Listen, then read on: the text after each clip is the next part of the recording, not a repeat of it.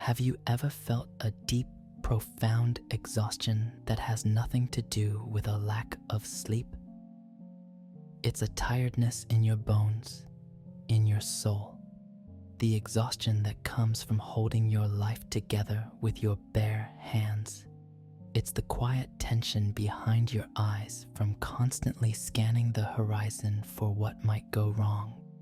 It's the endless mental effort of pushing, pulling, and forcing events to fit a picture you have in your mind. The picture of how your career should look, how your relationship should feel, how your day should unfold. You wake up with a to-do list, but it's more than that. It's a blueprint for reality, and you spend all your energy trying to make the world conform to it. When a friend cancels plans, it's not just an inconvenience. It feels like a crack in the foundation. When a project at work hits a snag, it's not just a problem to solve. It's a personal failure to keep the universe in order. This constant effort, this invisible labor of micromanaging existence, is what drains us. We are trying to be the architects, the engineers, and the construction crew for our entire lives, wondering why we feel crushed under the weight of it all. We believe that if we just plan harder, worry more effectively, and push with enough force, we can wrestle life into submission. We treat reality like a stubborn opponent that must be defeated, rather than a partner in a dance we have yet to learn the steps to. Think about it. Think about the energy you spend rehearsing conversations in your head, the hours lost to imagining worst-case scenarios, all in an attempt to control the future. It's like trying to hold water in your fists. The tighter you squeeze, the faster it slips through your fingers, leaving you with nothing but aching, empty hands. This isn't living. It's a battle of attrition against the very nature of life itself, and it is a battle we are not meant to win.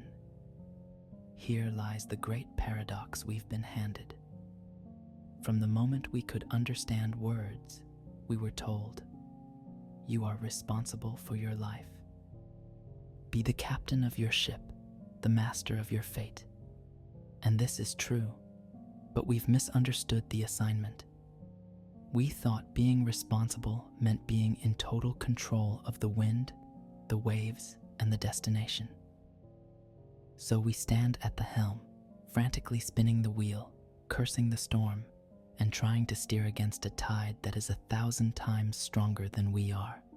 But what if our responsibility isn't to control the ocean, but to learn how to read it? What if we've been taught that we are the sole authors of our story, when in fact, we are the main character? Think about the difference. The author decides every plot twist, every new character, every sudden turn of events. The main character, however, lives within the story. They feel, they choose, they react, they grow. Their responsibility is to act with integrity and awareness within the chapter they find themselves in, not to wrestle the pen from the hand that is writing the larger narrative. We are not writing the story. We are the story. The relief in that realization is immense. It doesn't mean you become passive. It means you can finally stop fighting. You can put down the heavy burden of needing to know what happens on the next page and simply be present in the one you're on. The truth is, there is a current to life, an invisible flow, an intelligent momentum that connects everything. It's the force that brings a specific person into your life at the exact moment you need them. It's the strange coincidence that leads you to a book that contains the very answer you were looking for. It's the unexpected obstacle that diverts you from a path that would have led to disaster. Most of our suffering, our anxiety, our deep exhaustion comes from one simple thing. We are trying to swim upstream. We have a destination in mind, a place we've decided we must get to, and we fight the current with all our might, not realizing it is trying to guide us to a place far better than we could have ever imagined. Imagine you are in a river. You are convinced you need to get to the shore on your left. You splash, you fight, you exhaust yourself paddling against the powerful flow. You get frustrated, angry, and feel like a failure because you're not getting there. Meanwhile, the river is gently but persistently carrying you downstream, and just around the bend, hidden from your view, is a beautiful, peaceful cove, the perfect place for you, a place you didn't even know existed. The river knew. The struggle wasn't reality being cruel. It was you resisting the very thing that was trying to help you. We see this all the time. The job you desperately wanted but didn't get, only to find a much better opportunity weeks later.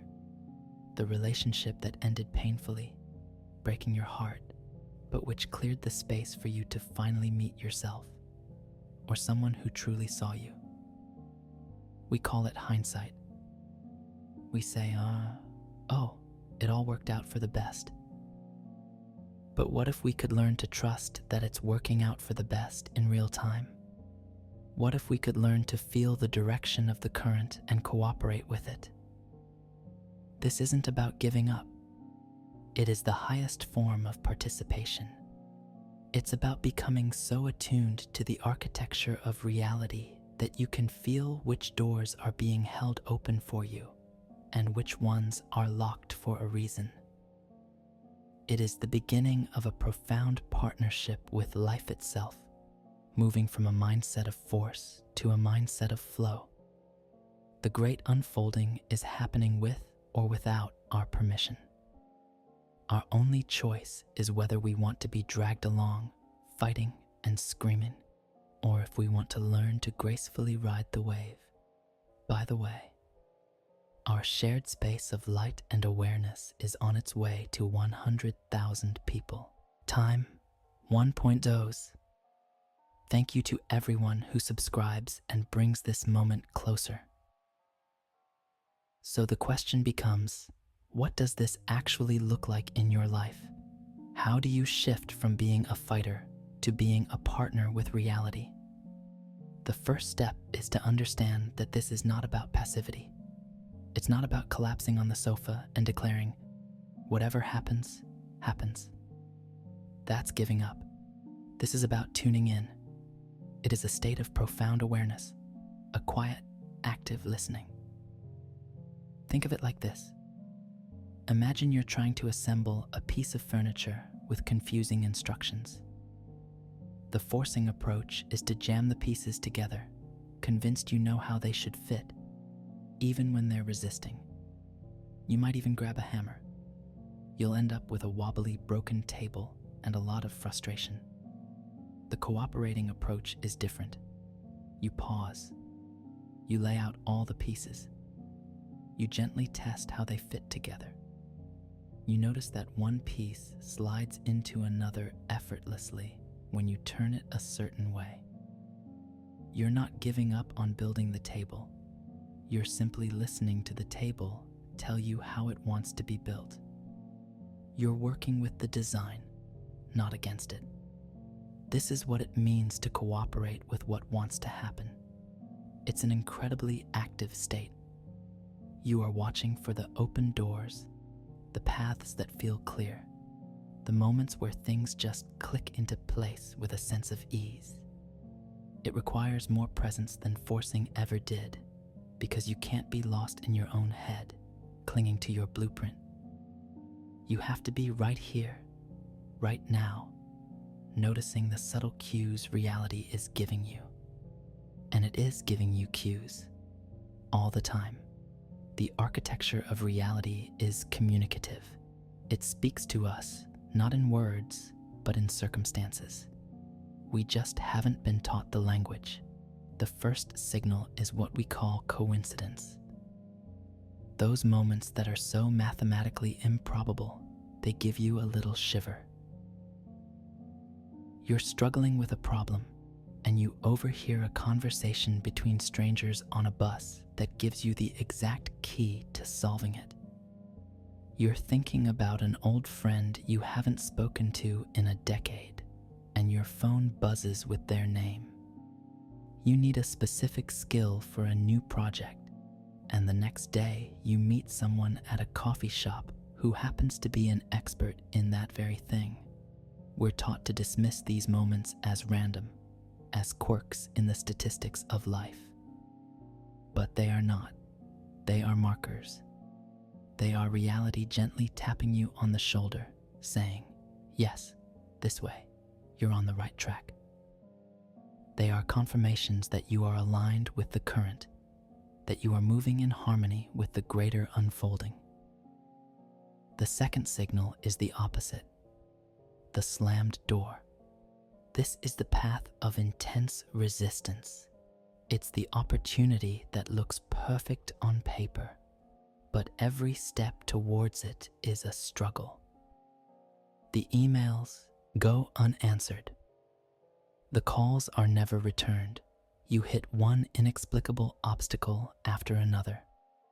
Our old way of thinking tells us to try harder, to push through, to prove our worth by overcoming the resistance. But from this new perspective, a slammed door is not a test of your strength. It is a mercy. It is reality's way of saying, "There is nothing for you here. This path is closed for your own good." Learning to recognize a slammed door and walking away gracefully without seeing it as a personal failure is one of the most powerful skills you can develop. It saves you years of wasted energy and heartache trying to pick a lock on a door that was never meant for you to open. This leads to the ultimate transformation, the shift from anxious planning to a deep, intelligent trust. True trust isn't blind. It's not a naive belief that nothing bad will ever happen. It's a profound recognition, born from observation, that you are participating in a vast, coherent, and intelligent unfolding. This is where the sailor analogy becomes so perfect. A sailor doesn't control the wind or the ocean. To even try would be absurd. But the sailor is not passive. They are a master of their craft. They study the wind. They read the clouds. They feel the subtle shifts in the water.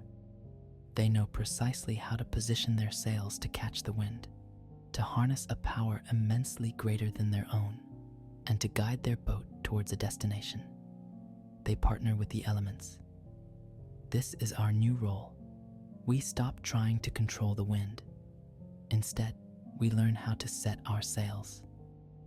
Our sails are our intention, our attention, our choices, our actions. We still have a destination in mind, a desire for love, for purpose, for peace. But we hold the exact route loosely. We set our sail of intention. I want to find work that feels meaningful. And then we watch the wind. We watch for the coincidences, the open doors, the conversations that light us up. We take action when the wind is favorable, when a path feels clear and energized. And when we encounter headwinds and slam doors, we don't curse the sky. We adjust our sails, tack in a different direction, trusting that the wind knows a better route than the one on our old rigid map. You begin to realize that you can reach destinations far more beautiful than the ones you could have planned with your limited view. You stop living from a place of fear, the fear of things not going according to your plan, and you start living from a place of curiosity and wonder. What is life trying to show me? Where is the current taking me today? You become a co-creator, a dancer, a sailor on the magnificent, unfolding ocean of existence. If this video changed something in you, write in the comments, I trust the unfolding. Write it as your promise. Nobody